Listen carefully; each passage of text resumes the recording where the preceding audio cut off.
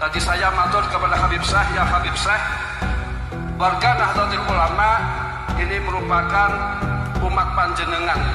Warga Nahdlatul Ulama ini merupakan umat panjenengan. Umat panjenengan, pengikut panjenengan dan mahabbah kepada panjenengan. Mudah-mudahan An-Nahdliyin besok masuk surga, dikumpulkan oleh Allah beserta para ulama, para habaib, dan dengan Rasulullah sallallahu alaihi wasallam. Allahumma ajirna minan nar wa ajirna jannatal abrar ya aziz ya ghafar bi rahmatika ya arhamar rahimin. Dan saja kami mohon maaf bila mana ada kekurangan-kekurangan, dan kami sekaligus mengucapkan terima kasih kepada PBNU yang telah menghadirkan Habib Syekh Lirboyo. Kami ucapkan jazakumullah khairan. Mudah-mudahan PBNU beserta NU semuanya selalu dilindungi oleh Allah Subhanahu wa taala. Amin ya rabbal alamin. Assalamualaikum warahmatullahi wabarakatuh. Yang disampaikan oleh Romo Kiai Abdullah Kafabihi, putra Romo Yai Makhrus Ali Lirboyo Kediri, di hadapan Ketua PBNU, Ketua Suriah NU, dan di hadapan para habib juga, menyampaikan bahwa Lirboyo tetap setia bersama dengan NU, karena sejak dulu memang kiprah Lirboyo dalam turut serta membesarkan NU benar-benar terbukti kesetiaannya sampai sekarang ini. Di akhir pembicaraan beliau menyampaikan bahwa akan tetap mengakui atau menganggap Habib, khususnya Habib Syekh bin Abdul Qadir As-Segaf, dan meminta kepada Habib Syekh untuk tetap membina umatmu, wahai Habib Syekh. Lah ini bagaimana? Ceritanya seperti itu, maknanya bagaimana? Kita menanggapinya.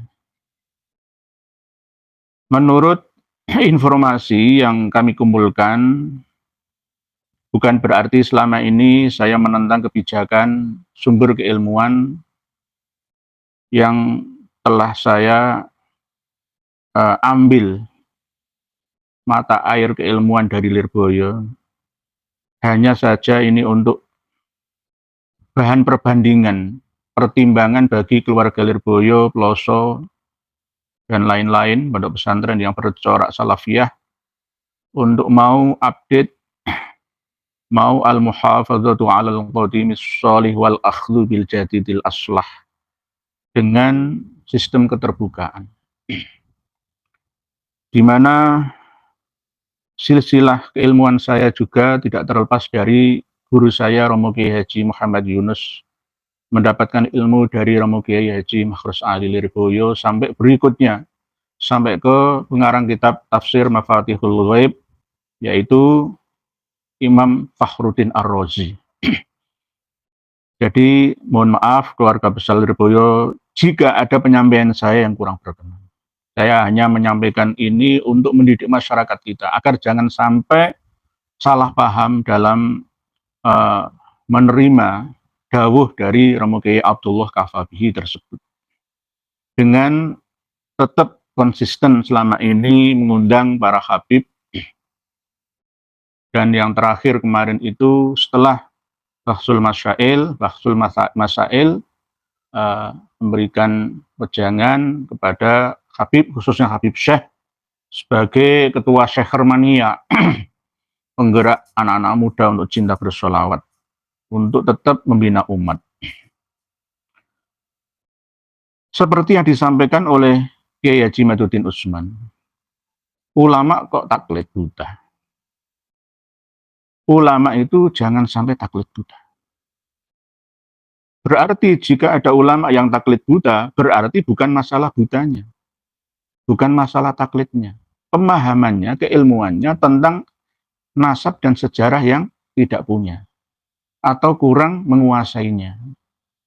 Sekelas ustadz-ustadz muda, misalkan Ustadz Abdus Somad, Ustadz Hadi Hidayat, atau mungkin Ustadz Felix Siau, atau ustadz-ustadz yang lain, baik yang dari kalangan Ba'alawi ataupun non-Ba'alawi. Banyak yang memilih zona aman dan nyaman dengan tidak turut serta melibatkan diri dalam pergumulan pelurusan nasab yang mengaku sebagai dzurriyyah keturunan Nabi kita Muhammad SAW, dan kurang memiliki sifat kewaspadaan. Ada taktik intrik politik yang apik, menarik, unik, dikemas begitu rupa untuk menarik orang-orang awam supaya orang awam ini tambah mempercayai mereka. Ini yang tidak diantisipasi oleh ulama-ulama muda kita, dan bahkan ulama-ulama sepuh sekelas pondok-pondok pesantren salafiyah. Karena memang saya akui bahwa pengasuh pondok pesantren-pesantren yang sepuh, yang cukup terkenal, itu memang hatinya bersih, cocok untuk kelas sakinah mutmainnah, aman nyaman di zonanya masing-masing.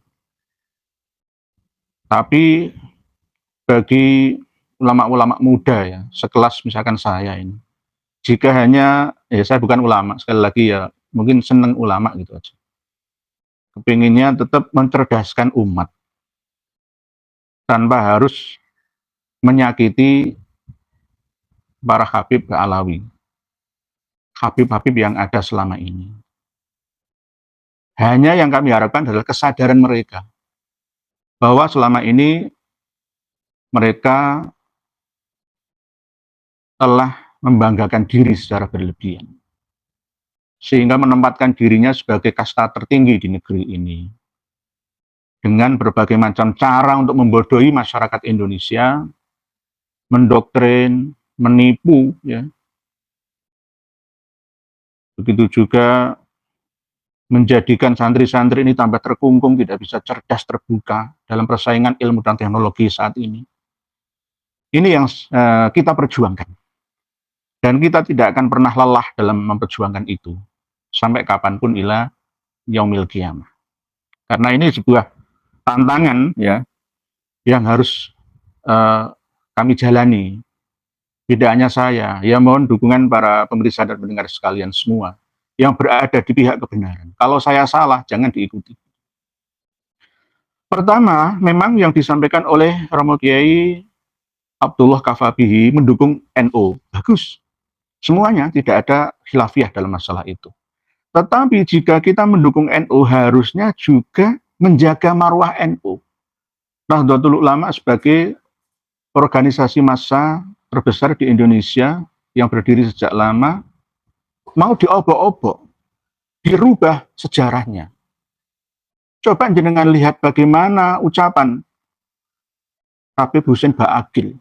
Katanya berkat para Habib lah Muhammadiyah bisa berdiri, NU bisa berdiri, jasa-jasa habaib semua itu. Padahal Rabithah Alawi itu baru berdiri tahun 1928, Muhammadiyah sejak dulu 1912, NU 1926. Tapi mau diakui, sejarahnya mau dibelokkan. Tidak hanya Habib Husein Ba'agil saja, sekelas Habib-habib sepuh yang lain juga mengamininya, merasa paling berjasa dalam mendirikan organisasi massa dua itu, yakni NU dan Muhammadiyah itu. Bahkan 6 tahun yang lalu, jejak digital Habib Syekh juga tidak bisa dihilangkan. Apa?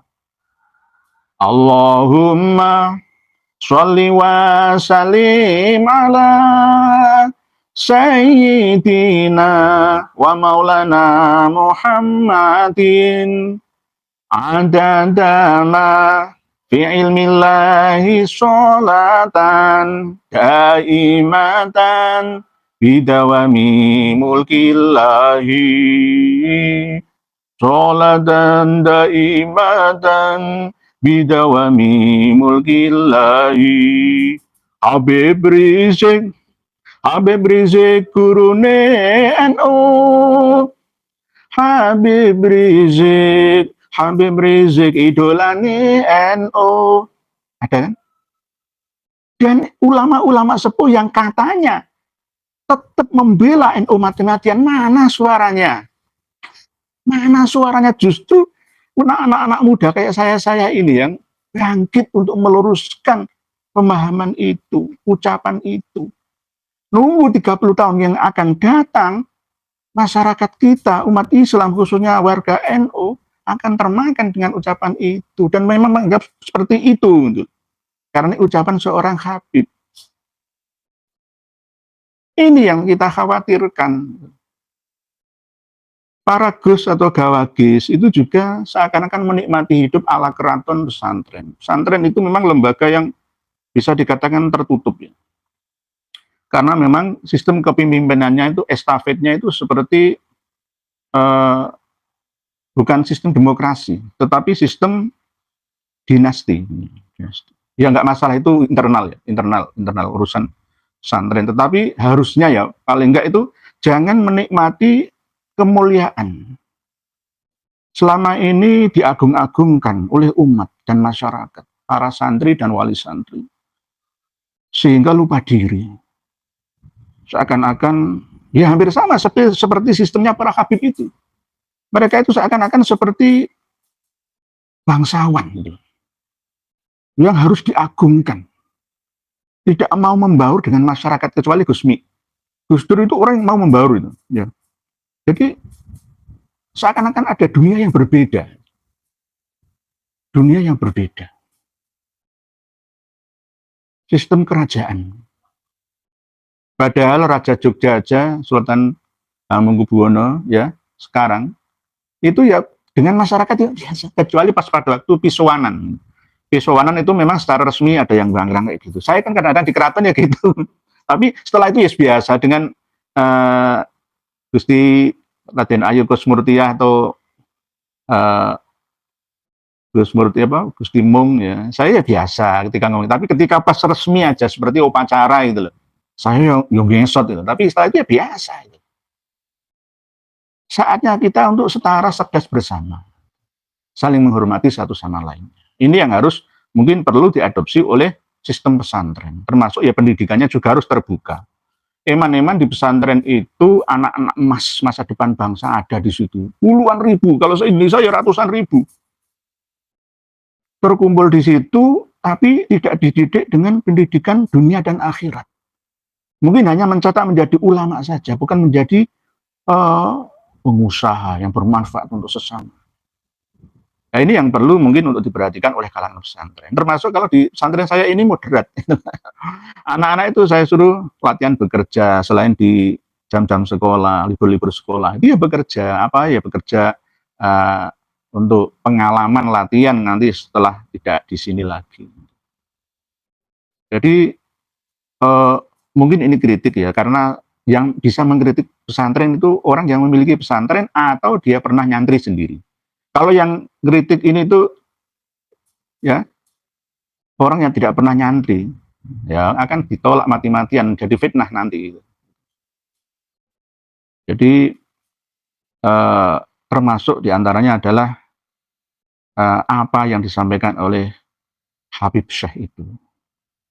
Begitu halus, mulia dan sucinya hati Romo Yai Abdullah Kafabihi yang memuji Habib Syekh ini, sehingga Habib Syekh ini tambah melambung. Tidak hanya Habib Syekh, kok sering Habib-Habib yang lain ya diundang di situ, diundang di Lirboyo. Setiap kali setelah acara muadaah itu ya, perpisahan akhir tahun ya, ada acara sholawat Syekh Hermania. Ya memang penggemarnya banyak yang ada dari kalangan pesantren.